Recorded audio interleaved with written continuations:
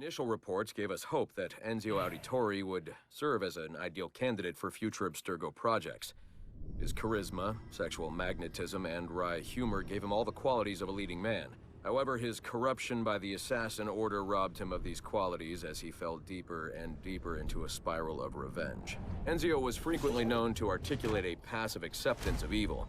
He was also a man of ugly contradictions, one who preached free thought, yet traveled well beyond his home country to proselytize his corrupted creed, just as he's doing here with this impressionable Chinese girl. Notice, too, that in his gestures and bearing there is still something of the old lecher in him. Enzio's entire personality is built around pure demagoguery, claiming his philosophy is about love when violence and coercion are his primary means of tackling problems. We have therefore come to the conclusion that Enzio Auditore da Firenze would be a risky character to develop.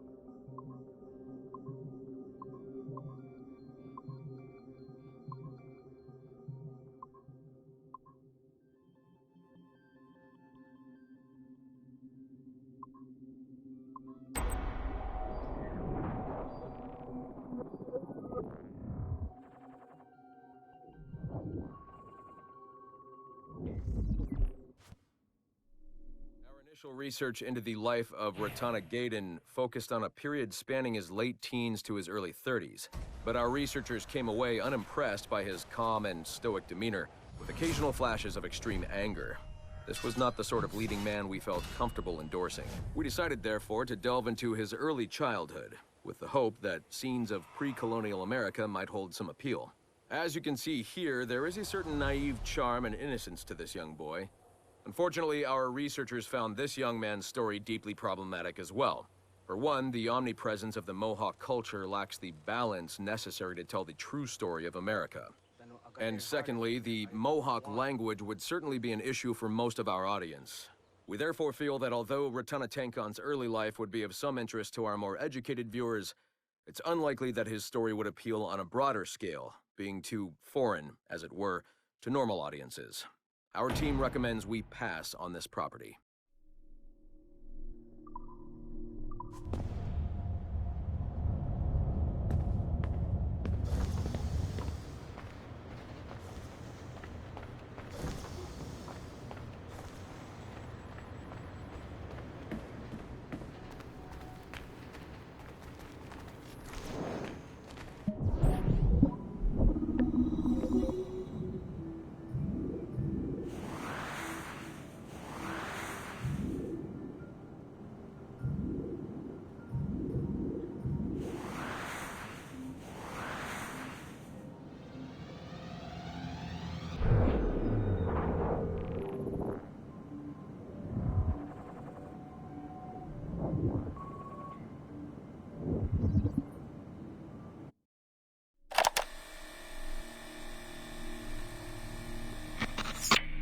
Surrogate Initiative, Test Session 32, January 11th, 1981.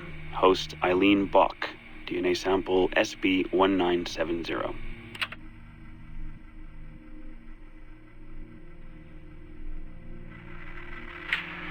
Miriam? Miriam, is that you? Are you in here? Bartle! Oh, thank God you're safe. You've been worried sick. Bartle! How did they find you? Oh, Jesus. What would they do to you? Has they hurt you at all? I told them nothing. All they do every day is ask about you and that artifact. But I didn't tell them anything. Nothing. I know you didn't, Miriam. But how are you? You aren't hurt? Not badly, no. I'm fine. Good. We need to get the message out to Oscar. Somehow. We need to tell him where... Very interesting footage, Eileen. This is Germany, you said. World War II? Most of the memories I've been able to access come from a period where Miriam was imprisoned by Nazis in Cologne. Miriam. Is she still alive? No, she was my ex-husband's mother. She passed away about 5 years ago. Well, she was spirited. An impressive lady. Definitely. And the man, Bartle. He made reference to an artifact. Any idea what that is? My team is looking into that, but it's not our first priority. We still need... It is now. Really? You must have other recordings of this woman. Are there any other mentions of this artifact I should know about? Half a dozen or so, yes. What's this about? You have questions, I understand that. I don't have answers for you. Not right now, but I do have money. And if you get me those recordings and bring me any other artifact references you find, then I will triple your operating budget for as long as I can. Triple my budget? My God, what is this? 9 a.m. Monday morning, my office. We have a lot to discuss. But Lillian, I don't... Have a good weekend, Mrs. Bach. Fantastic work.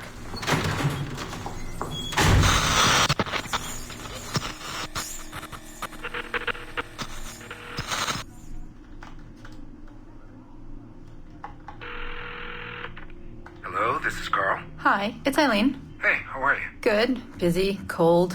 The winter's been terrible. Seamus won't like that. The weather's been mild out here. Well, he's only coming for a month. He'll live. And I'll be so busy he won't have to worry about his mother bothering him.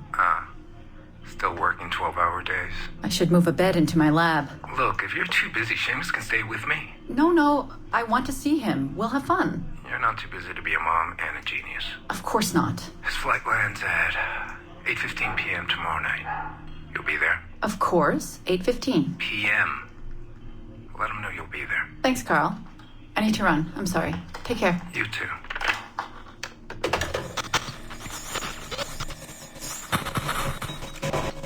Eileen.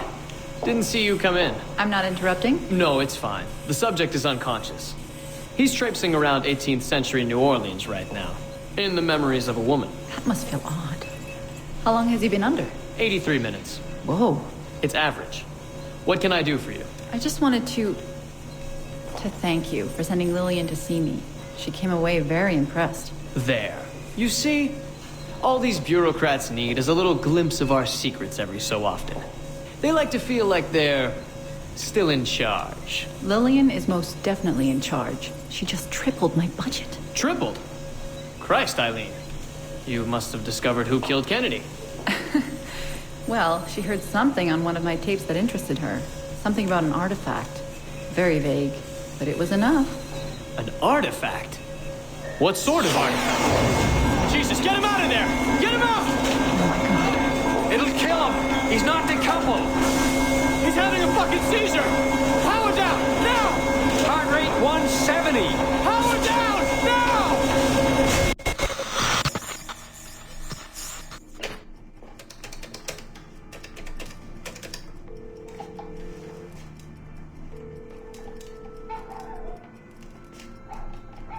Eileen, Warren here.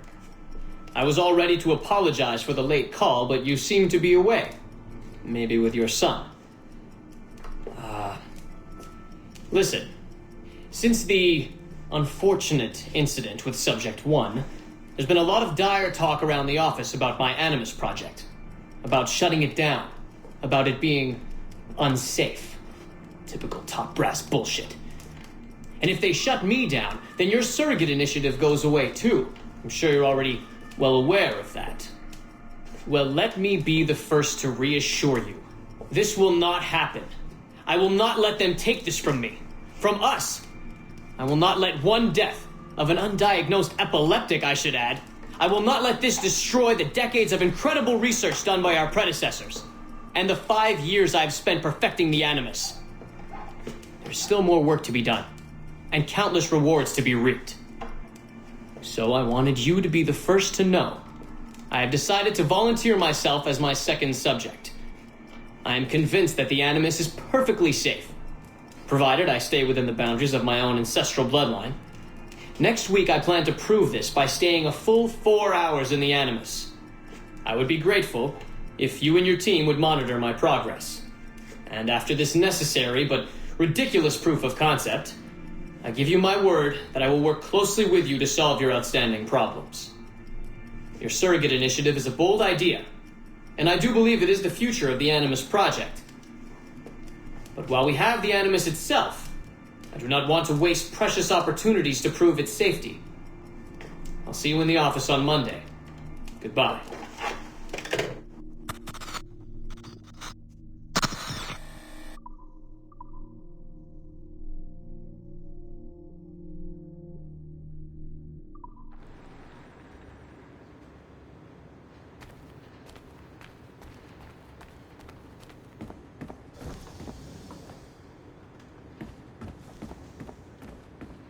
I can't be responsible for other people's incompetence.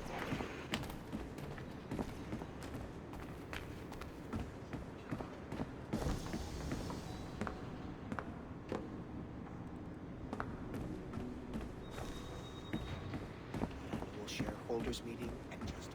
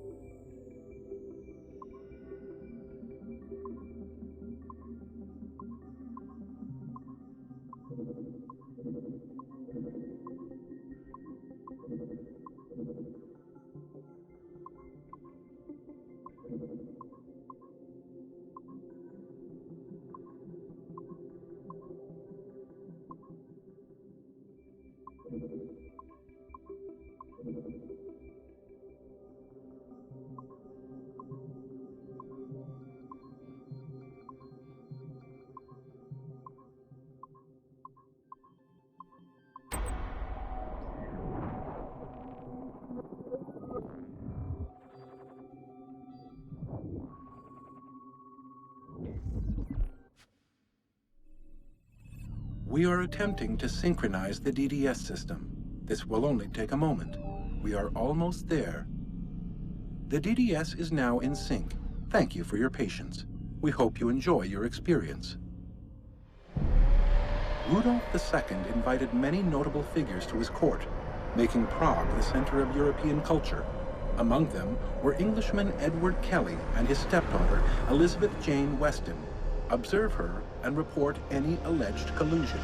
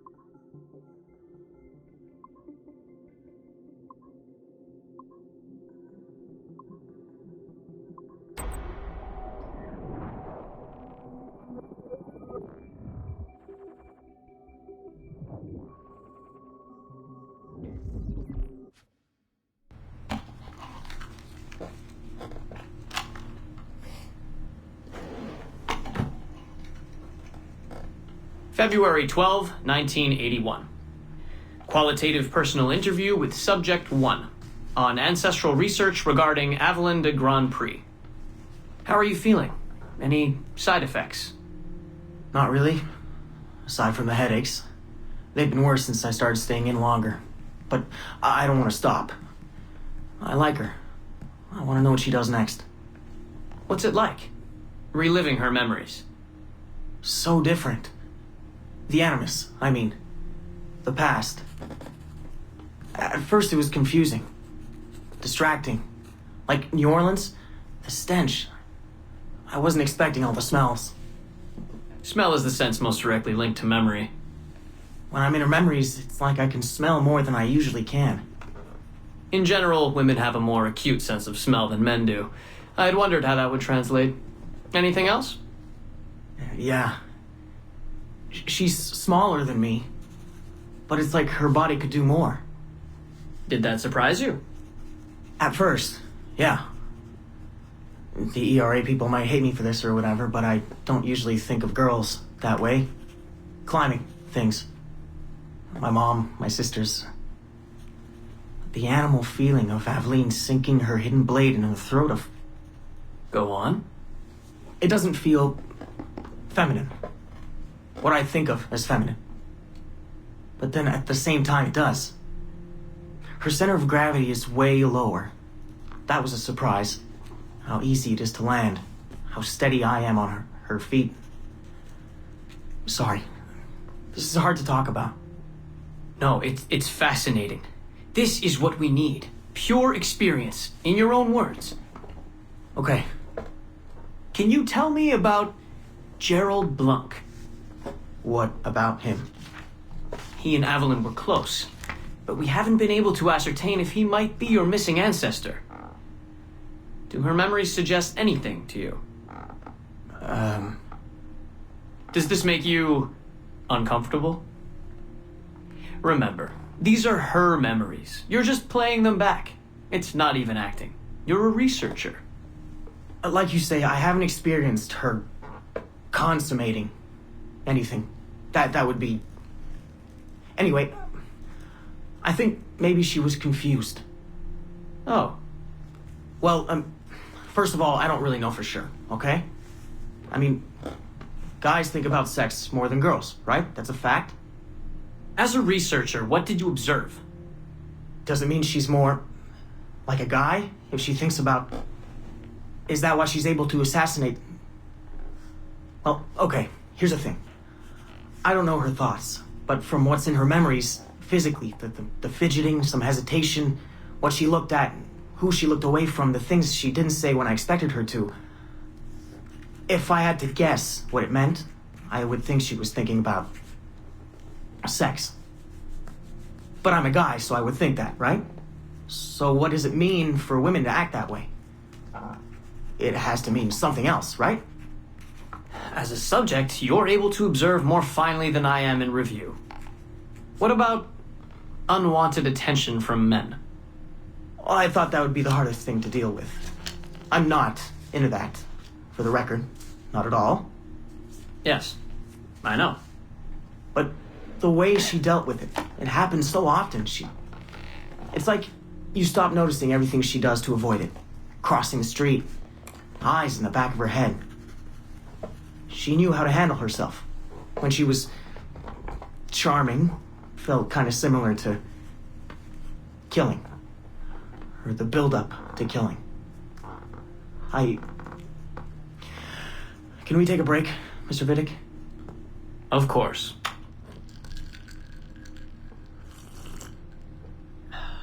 Ready to go on? Yes. Evelyn was black. And white. On her father's side. You're sensitive to that? I guess. I mean, I'm white. Aveline looks black, so that's different. But you get used to it. Like with the girl thing. Until someone makes you not used to it. What do you mean? I don't think I've ever had to think so much about what I'm wearing or how I'm walking. But Aveline, it's like she goes through her whole life in these uniforms. People expect her to behave in a certain way. Definitely. Sometimes I worry I'll slip up and play too relaxed at the warehouse and, I don't know, blow her cover. You can't blow her cover. I know. I'm just replaying the memories. I can't change them, I know. But I see it, right? It's a risk. It's... stressful? Yes. It's best when she goes out as an assassin. On the roofs or in the bayou. I think she was more relaxed that way. Can you imagine? You're only relaxed when you're going to kill someone. Let's stick to memories rather than imagination. What about the slaves? They're kind of just...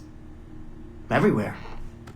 I mean, that sounds bad. Slavery is bad, but no one's acting like slavery's bad. It's fun when she frees slaves. Is it supposed to be fun? We're not looking for supposed to. Focus on what it is.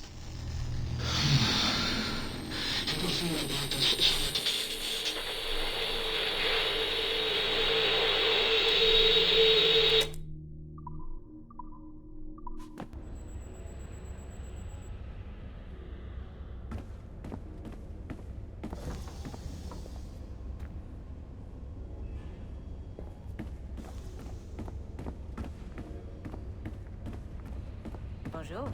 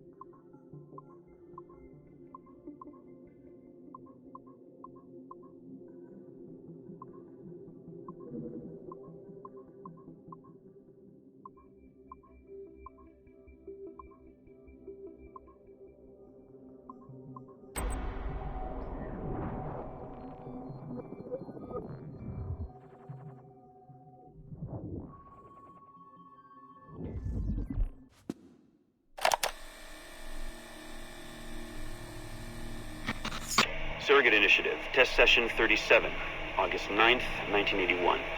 Host Eileen Bach, DNA sample SB1970. Open! Good morning, Miss Kurtz. You look well, considering the circumstances. Are you rested? Have you eaten?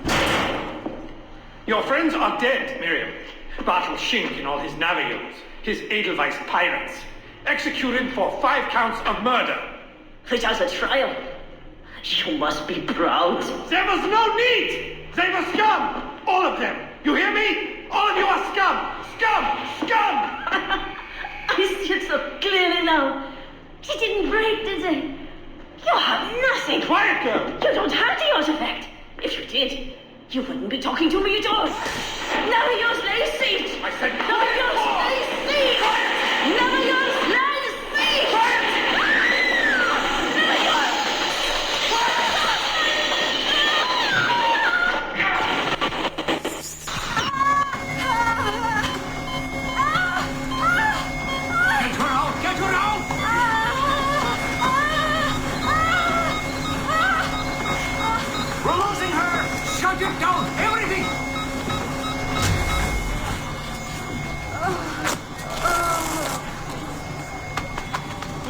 Eileen, open your eyes. Can you hear me? Eileen! Eileen! Power's off! Get the position in here! Step aside, son! Eileen, talk to me. Can you open your eyes? Clear! Oh, God. No response.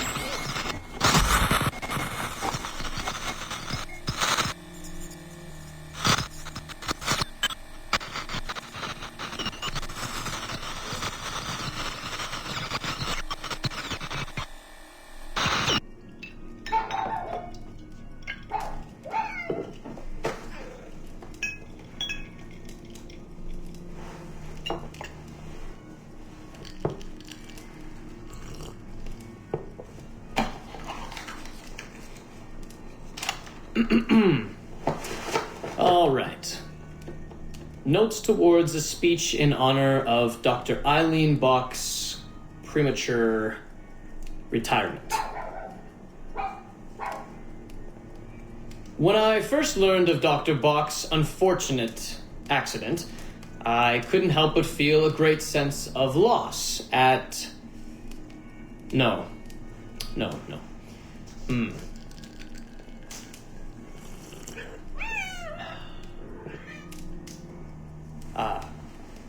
Dr. Eileen Bach has and always will be a friend and colleague. When I first learned of her unfortunate accident, I was shocked, of course. To see any friend injured in such a way is deeply upsetting. And to further learn that her injuries were severe enough to force a premature conclusion to her brilliant career, well, I would not wish that fate on anyone. But if there is any solace to be found in her accident, it may be this: that she was injured in service of her research, in service of work that she cherished most dearly. And it is thanks to her, it is due to her diligence, that some of the mysteries of genetic memory have been further illuminated.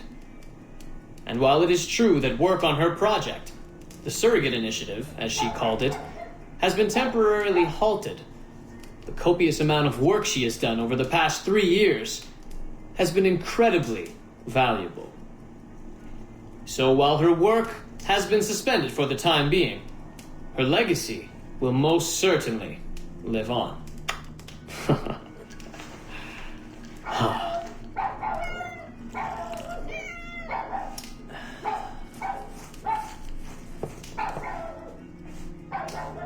Quiet, Joan! Quiet!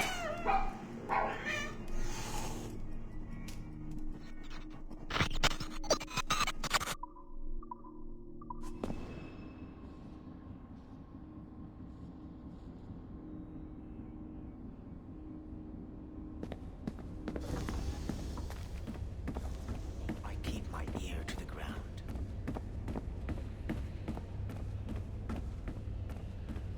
What about it?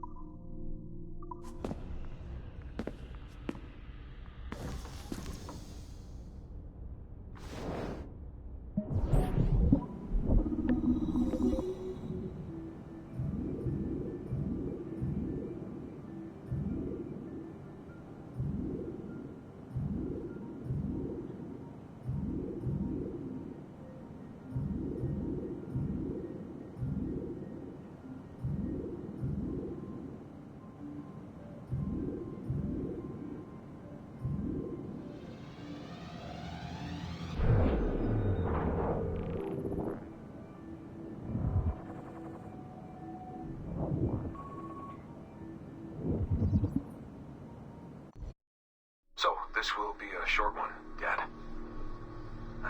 Something to remember me by if things go south.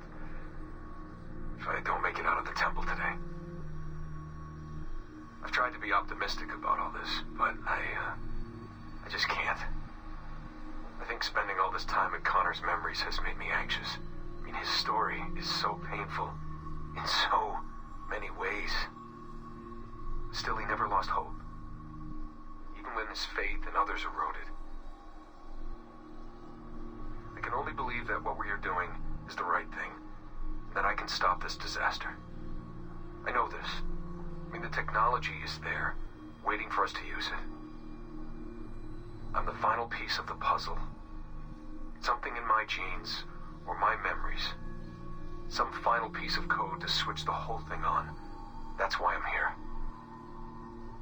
That's why they brought me here. Only,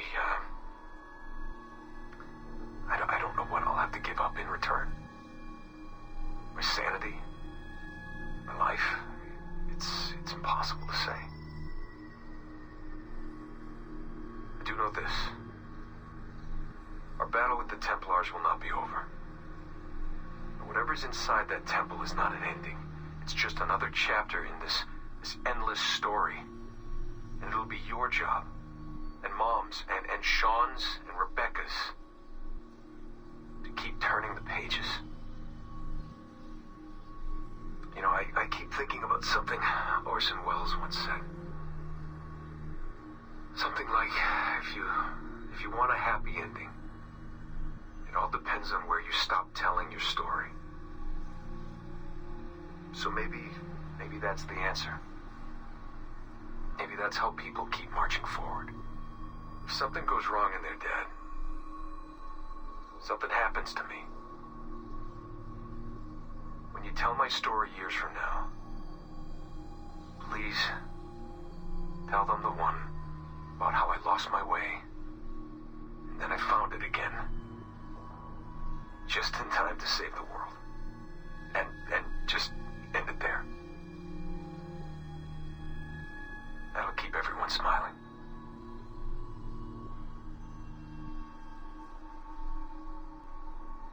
Goodbye, Dad. Say hello to Mom. Tell her I love her, okay? Tell her I love you both.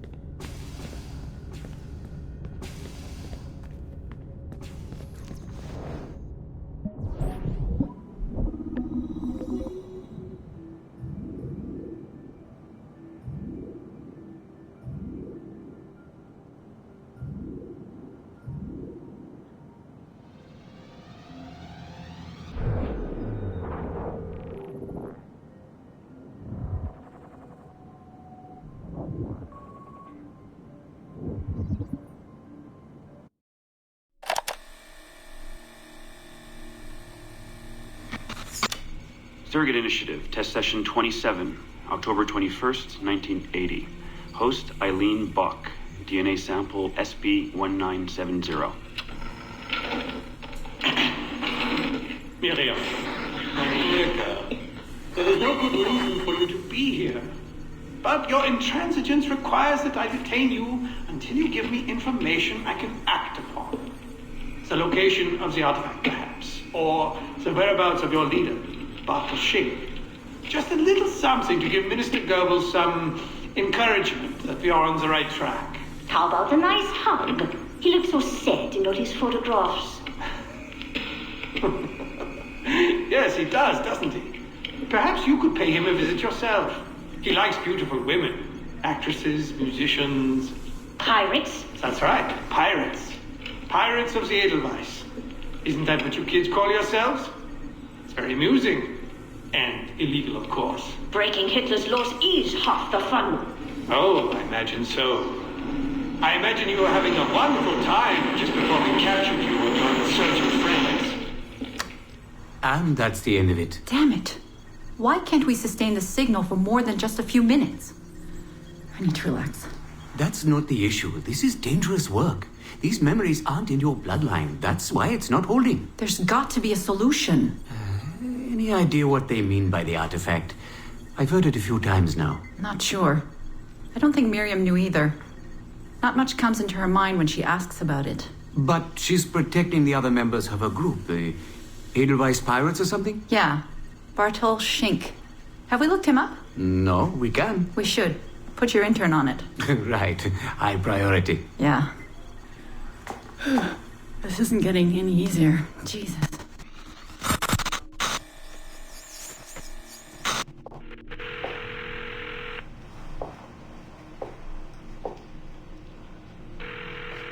Hello? Hi, Seamus. It's Mom. Hey. How are you? Dad!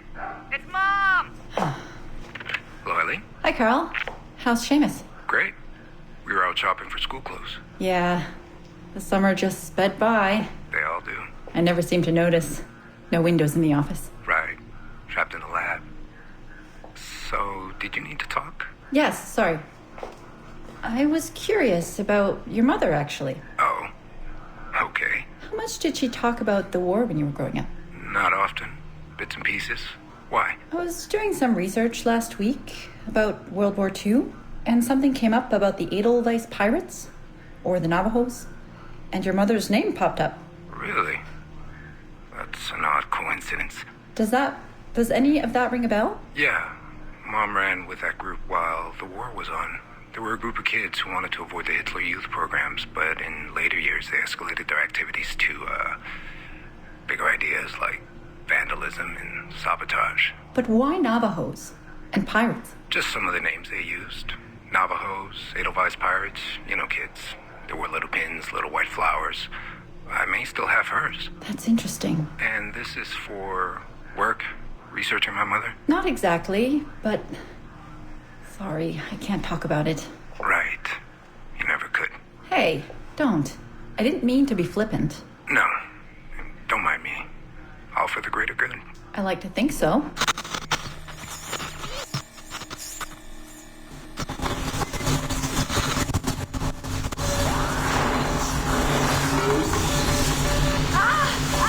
Power down. You all right? Damn it! 5 months of this bullshit! We're floundering. Take it easy, Eileen. You're just stressed. I am not stressed. I'm frustrated. I'd like to go again this afternoon. No. There is no reason to rush this. We're hardly rushing. We're running into the same wall over and over again.